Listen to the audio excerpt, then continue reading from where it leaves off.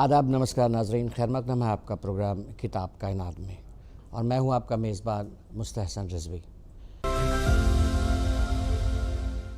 नाजरीन, जैसा कि आप जानते हैं, इस प्रोग्राम के पहले हिस्से में हम एक उर्दू किताब पर गुफ्तगू करते हैं और आज जिस किताब पर हम गुफ्तगू करेंगे उसका नाम है शहीदों के खतूत। नाजरीन, अदब में खतूत की बड़ी अहमियत है। किसी इलाक़े के किसी अहद को जानना हो, उसकी तहज़ीब और उसकी तारीख़ को जानना हो तो खतूत एक बहुत अहम ज़रिया है। हम देखते हैं गालिब के खतूत, अबुल कलाम आज़ाद के खतूत, पंडित नेहरू के खतूत हम पढ़ते हैं। ये किताब जो शहीदों के खतूत हैं, ये उन शहीदों के मुख्तसर खतूत हैं इसमें शामिल, और जिसके ज़रिए हम उस अहद को, उस ज़माने को जानने की कोशिश करेंगे। इसकी शुरुआत पहली जंग आज़ादी, जिसे हम गदर भी कहते हैं, म्यूटिनी भी कहते हैं और कई नामों से पुकारते हैं, वहाँ से शुरू होती है। और इस किताब पर गुफ्तगू करने के लिए हमारे दरमियान हैं डॉक्टर अकील अहमद साहब। खैर मकदम है सर आपका हमारे प्रोग्राम में। नाज़रीन, डॉक्टर अकील अहमद साहब की शख्सियत मोहताज तारुफ़ नहीं है। उर्दू अदब में बहैसियत मुहक़्क़िक़ व नक़्क़ाद आप जाने जाते हैं। करीब दर्जन भर से ज़्यादा किताबों के आप मुसन्निफ़ व मुअल्लिफ़ हैं। उर्दू के एक मारूफ़ इदारे गालिब एकेडमी के आप सेक्रेटरी हैं। बहुत बहुत खैर मकदम सर, एक बार फिर आपका बहुत शुक्रिया तहसीन साहब। गुफ्तगू की शुरुआत शहीदों के खतूत जो ये किताब है, हमारे नाजरीन को बताएं कि इस किताब के मुतालिक। ये जो किताब अभी आपने जैसे बताया शहीदों के खतूत, ये भी बहुत तारीख़ी अहमियत की, बल्कि ये मैं ये कहूँगा किताब ही नहीं बल्कि ये एक बाब खोलती है किताब ये कि आगे काम करने के लिए। शहीदों के खतूत बहुत, इस पर मुख्तसर 16 लोगों के खतूत हैं, लेकिन ये रिसर्च का काम है, तहक़ीक़ को ये आगे बढ़ाने का काम है।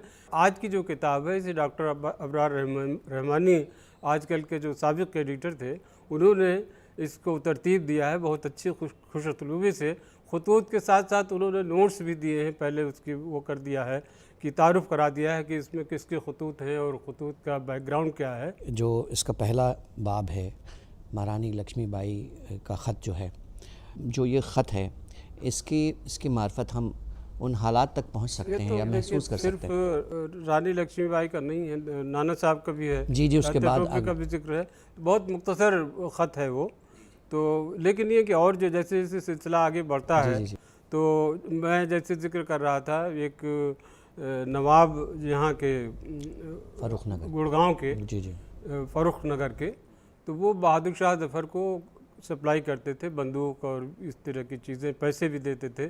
तो जब ये सिलसिला शुरू हुआ मुजाहिदीन का, तो उन पे भी वो वहाँ भी गए लोग और उन्होंने फिर बहादुर शाह ज़फ़र को ख़त लिखा। इस ख़त उसमें शामिल है। जी। तो वो तीसरा ख़त है। तो उसमें उन्होंने लिखा बहादुर शाह ज़फ़र को, अब हम ये नहीं कर सकते क्योंकि हमारे यहाँ जो है लोग आ गए हैं और बहुत ही हंगामा मचा रहे हैं, शोर कर रहे हैं। फिर उनको जो है कैद कर लिया गया। तो उन्होंने माज़रत कर ली कि वो नहीं करेंगे, लेकिन उनको कैद कर लिया और फुआरा जो है यहाँ पे चांदनी चौक में, उनको वहाँ फांसी दे दी गई। ये तो नाना साहब का भी ख़त बहुत मुख्तसर सा है और रानी लक्ष्मीबाई का भी ख़त है। वो लोग जो कि तारीख़ लिखते हैं या कि मुल्क की तारीख़ पढ़ते हैं, उनमें उनके लिए ये हवाले बड़े मुस्तनद हवाले हैं और बड़े मददगार हवाले हैं कि उस वक्त के हालात कैसे थे, और या कि कोई जो जद्दोजहद आज़ादी में जो लोग शामिल थे उनकी फ़िक्र क्या थी।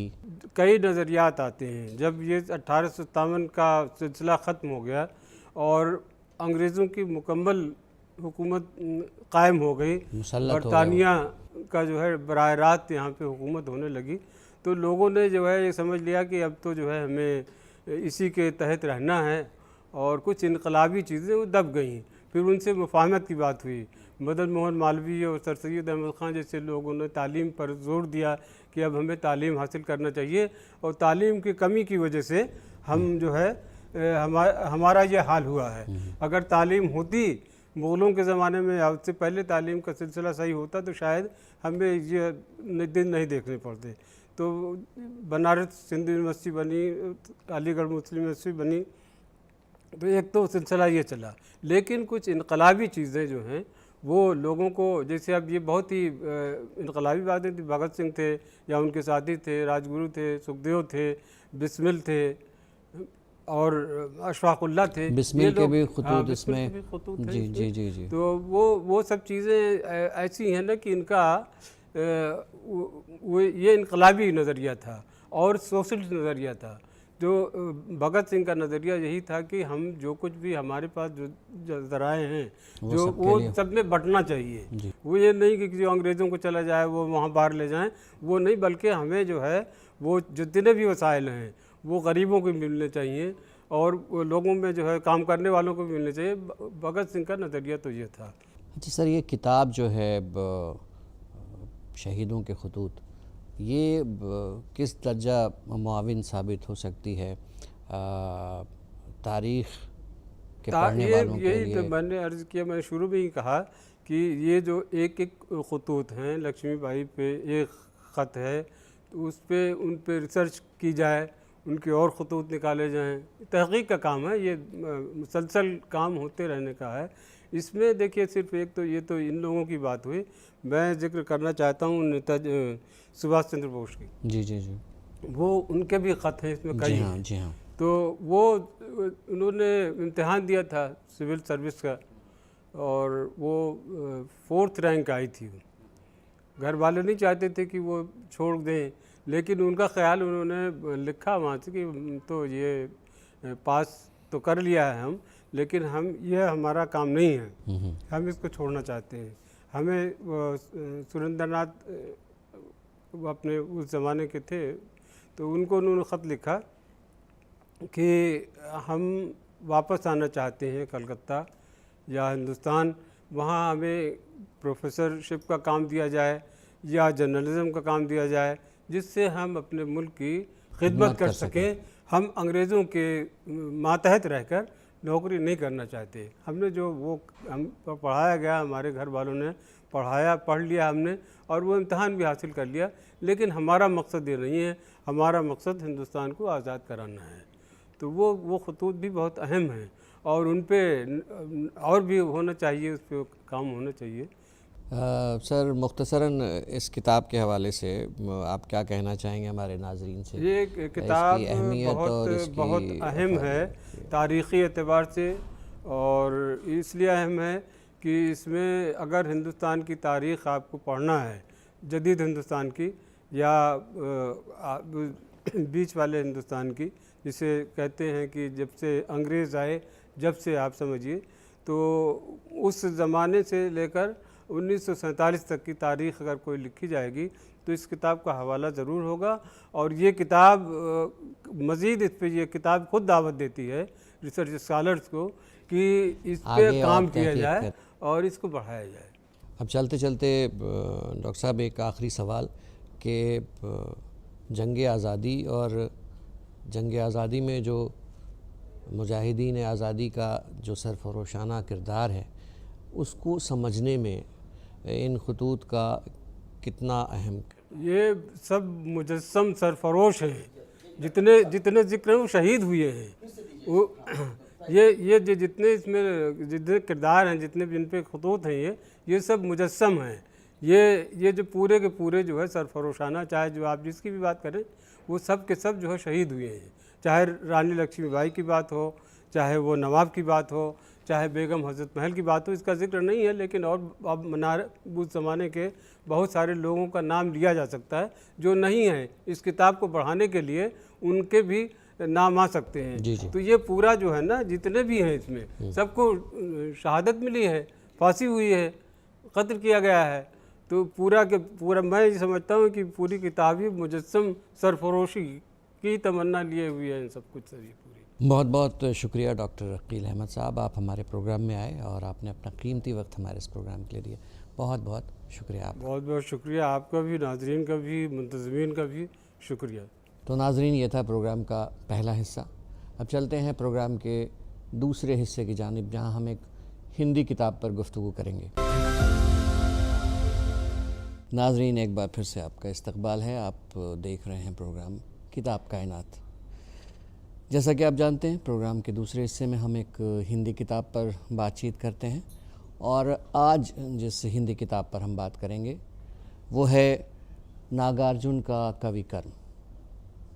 और इस किताब पर बात करने के लिए हमारे दरमियान हैं डॉक्टर गंगा सहाय मीना साहब।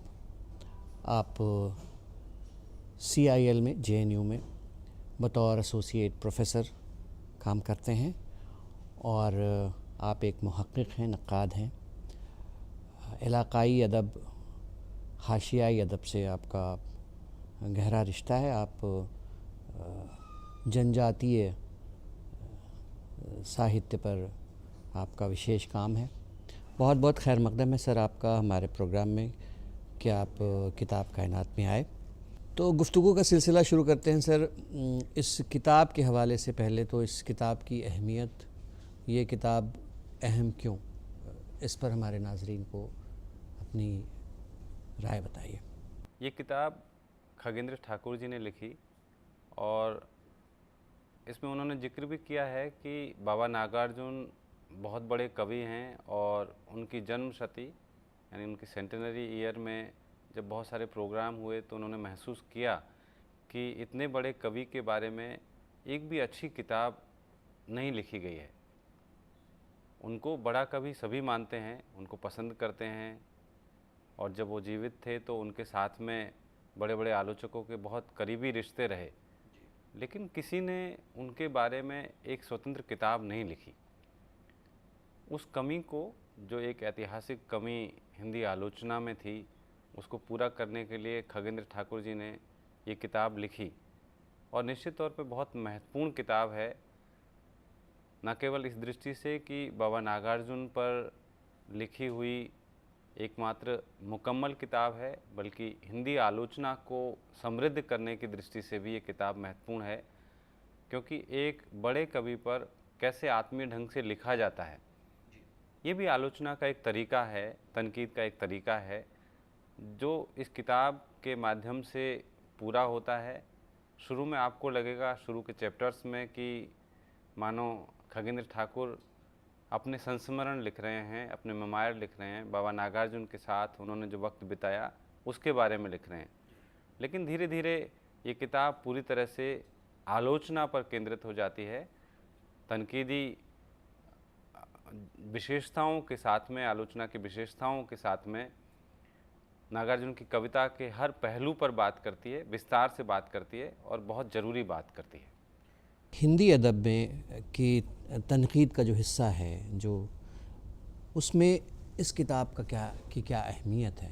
देखिए, साहित्य की अपनी राजनीति होती है, और उसमें आप देखते हैं कि कोई नई किताब आती है तो एक लेखक की किताब आने पर एक साथ दर्जनों, कई बार सैकड़ों प्रोग्राम्स, उसकी समीक्षाएं छपती हैं, रिव्यू छपते हैं, हर यूनिवर्सिटी में हर जगह पर प्रोग्राम होने लगते हैं, और वो किताब रातों रात चर्चित हो जाती है। उस पर PhD के रिसर्च होने लगते हैं, बहुत सारे आलोचक लिखने लगते हैं, और जब आप उसकी गहराई में जाएंगे तो आपको पता चलेगा कि वास्तव में वो उस किताब को के बारे में, या किताब से इतने लोग प्रभावित नहीं हैं, वो सब लोग उस लेखक से व्यक्तिगत रूप से जुड़े हुए हैं। उस लेखक की विचारधारा, लेखक के व्यक्तिगत संबंध, खासतौर पर उसका जो पावर रिलेशन है, शक्ति संबंध, एक सत्ता का संबंध, उससे जुड़े हुए हैं, और उसके आधार पर कोई किताब खास बना दी जाती है।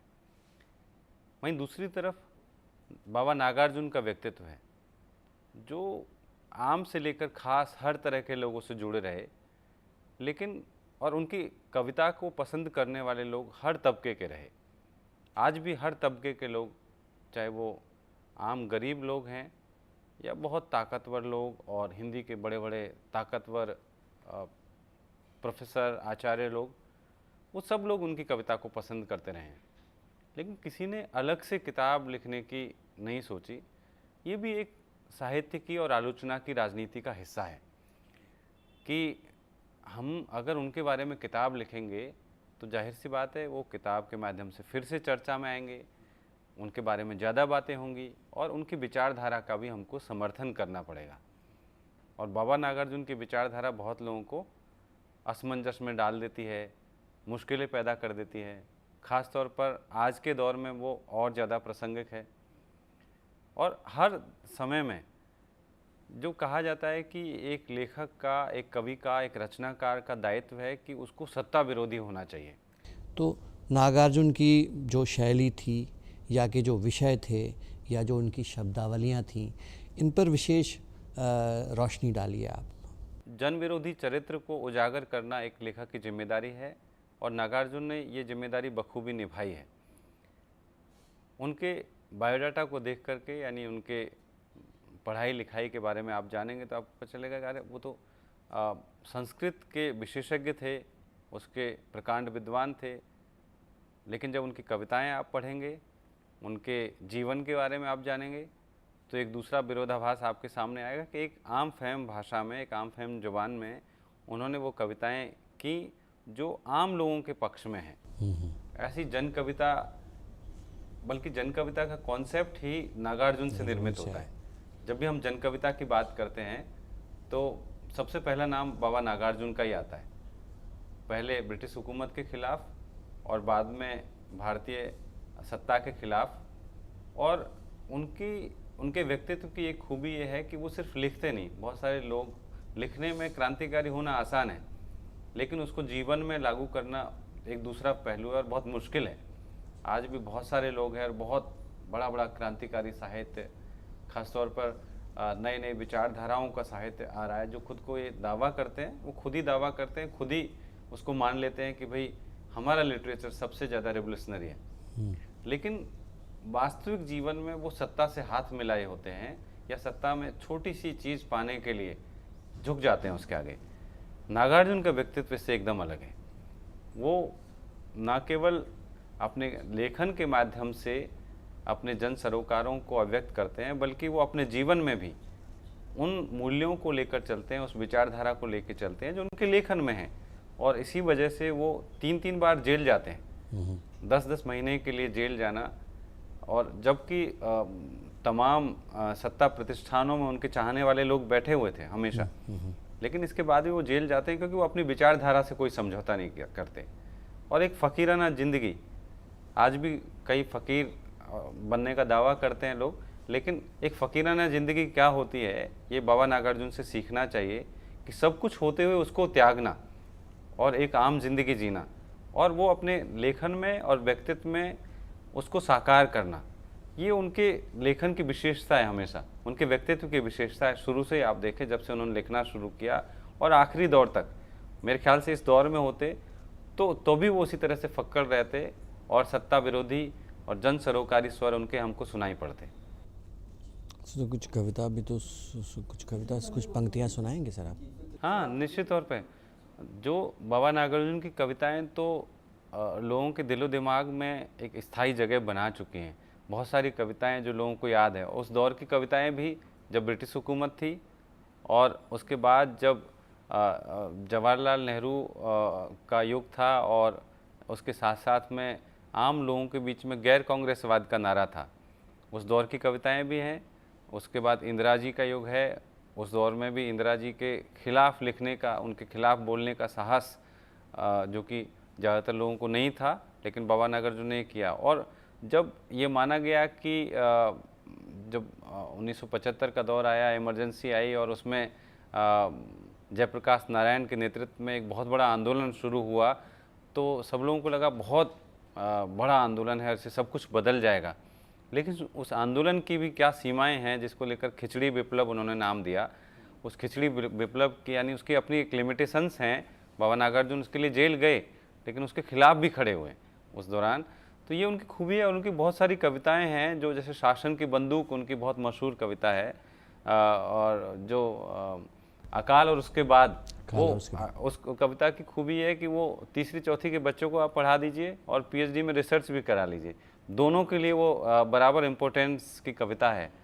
कि कई दिनों तक चूल्हा रोया, चक्की रही उदास, कई दिनों तक कानी कुतिया सोई उनके पास। इस तरह से जो कविता पहले अकाल से पहले का जिक्र करती है, अकाल में क्या स्थिति है, क्या हालात है, और अकाल जब ख़त्म हो जाता है तब। और ये उनके अनुभव ऐसा नहीं है कि लिखने के लिए हैं। जब आप उनके बारे में खगेंद्र ठाकुर जी की किताब पढ़ेंगे या उनके जीवन के बारे में दूसरे स्रोतों से पढ़ेंगे तो आपको पता चलेगा कि जब बिहार में अकाल था, बंगाल में अकाल था, तो बाकायदा उन्होंने उन इलाकों के दौरे किए और किस तरह से राहत सामग्री बट रही है उसको लेकर के भी उन्होंने अपनी टिप्पणियाँ दी, अपनी रिपोर्टें लिखी कि कैसे राहत, और कविताएं लिखी उसके बारे में कि राहत सामग्री किसको मिल रही है, किसको नहीं मिल रही है।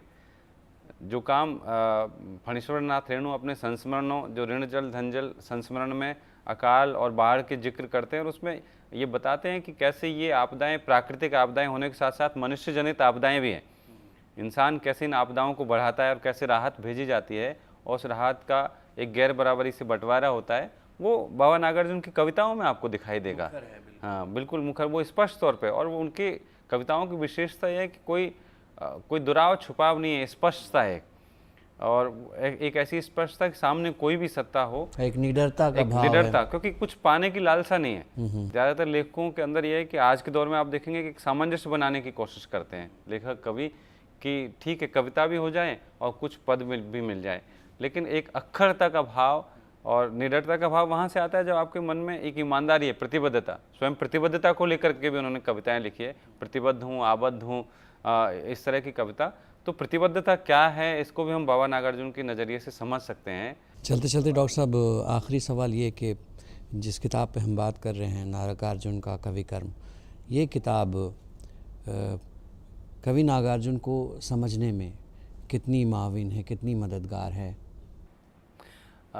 ये बहुत ही दिलचस्प और ज़रूरी किताब है और 10-11 साल पहले इसका पब्लिकेशन हुआ, लेकिन आज भी लोगों के बीच में बहुत लोकप्रिय है।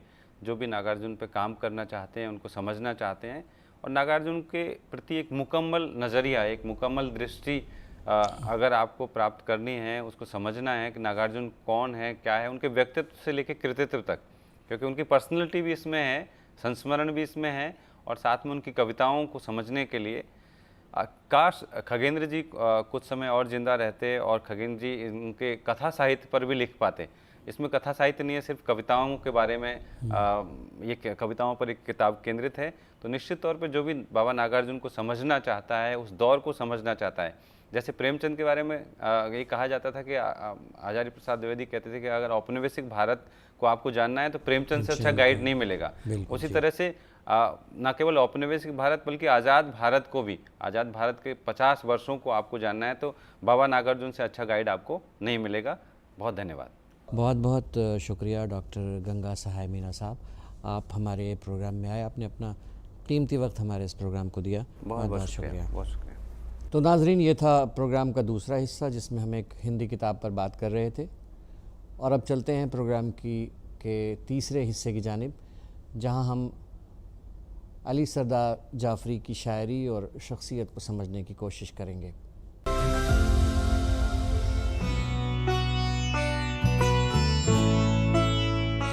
काम अब कोई ना आएगा बस एक दिल के सिवा, रास्ते बंद हैं सब कूचे कातिल के सिवा। अली सरदार जाफरी का शुमार तरक्की पसंद तहरीक के बुनियाद गुजारों में होता है। उन्होंने इस तहरीक की आबियारी में अपनी पूरी जिंदगी सर्फ कर दी। सरदार जाफरी की तसनीफात और तख्लीकात में अवामी दुख दर्द के साथ साथ एहतजाज और इनकलाब की गूंज भी सुनाई देती है। अली सरदार जाफरी 26 नवंबर 1913 को बलरामपुर यूपी में पैदा हुए। उनका बचपन और लड़कपन अवध के मुजाफात में गुजरा। अली सरदार जाफरी 1933 में हाई स्कूल पास करके अलीगढ़ आ गए और 1936 में बरतानवी हुकूमत के खिलाफ तलबा की हड़ताल में शामिल होने की वजह से उन्हें यूनिवर्सिटी से निकाल दिया गया। फिर आप दिल्ली आ गए और एंग्लो अरबी कॉलेज से BA किया। ग्रेजुएशन के बाद लखनऊ चले गए और लखनऊ यूनिवर्सिटी से LLB की तालीम मुकम्मल की और बाद में MA अंग्रेजी में दाखिला लिया। आप शुरू से ही एहतजाजी और इनकलाबी नजरिए के हामिल थे, जिसकी वजह से आपको कैद व बंद की ज़रूबतें बर्दाश्त करनी पड़ी। अली सरदार जाफरी का मुताला और मुशाहिदा वसी था। उर्दू के साथ साथ आलमी अदबियात पर आपकी नज़र गहरी थी। अवामी जज्बात और एहसासात से हम आहंग होने की वजह से कई सोवियत ज़बानों में आपकी शायरी के तर्जुमे हुए। सरदार जाफरी की तख्लीकी अजमत के एतराफ़ में उन्हें कई गिरां कदर अवार्ड से भी सरफराज किया गया, जिसमें Soviet land Nehru award 1965, Padma Shri Ejaz 1967 और ज्ञानपीठ अवार्ड 1997 काबिल जिक्र हैं। 1986 में अलीगढ़ मुस्लिम यूनिवर्सिटी ने उन्हें D.Litt की एजाजी सनद से भी नवाजा। सरदार जाफरी का जिंदगी भर इल्म और अदब से वास्ता रहा, हत्ता के वक्त रुखसत आ पहुंचा। सुल्तान जैसे मोजी मर्ज में मुब्तला होने की वजह से 1 अगस्त सन 2000 में उनकी जिंदगी का चिराग हमेशा के लिए गुल हो गया।